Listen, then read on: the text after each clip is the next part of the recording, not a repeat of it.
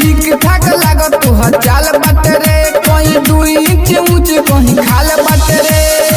कोई सवारी चल रोड बाटे रे, कोई सवारी चल रोड बाटे रे, कोई सवारी चल रोड बाटे रे, कोई सवारी चल रोड बाटे रे। हमके लागत तू तो रोड बाड़े रे, लागे 3 महीना पहले से लोड बाड़े रे। हमके लागत तू तो रोड बाड़े रे, लागे 3 महीना पहले से लोड बाड़े रे।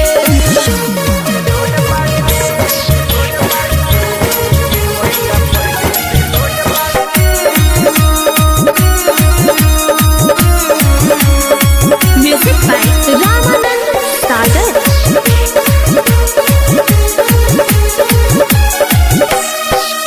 चोली में बगोली चलल लहंगा में लोढ़ा, ना जाने कोई कोरन के बैठल बाड़ी कोरा।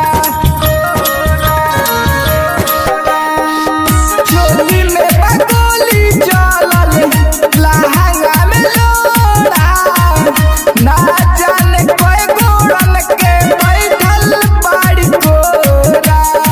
टेंशन तू बड़का माय गॉड बाड़े रे, टेंशन तू बड़का माय गॉड बाड़े रे, टेंशन तू बड़का माय गॉड बाड़े रे, टेंशन तू बड़का माय गॉड बाड़े रे। हमके लागत तू तो फरोड बाड़े रे, लागे 3 महीना पहले से लोड बाड़े रे। हमके लागत तू तो फरोड बाड़े रे, लागे 3 महीना पहले से लोड बाड़े रे।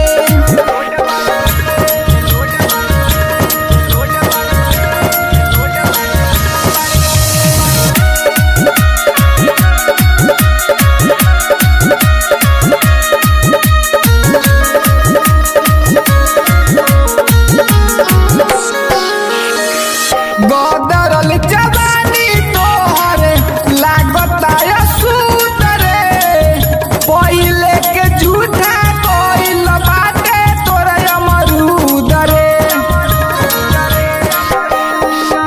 गोदरल जवानी तोहर लागता सूत रे, पहिले के झूठा कोइल बाटे तोर अमरूद रे।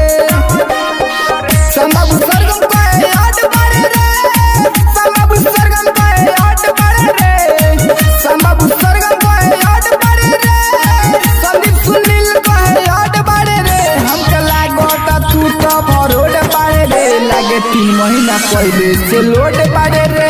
हमके लागत तू तो फरोड बाड़े रे, लागे 3 महीना पहले से लोड बाड़े रे।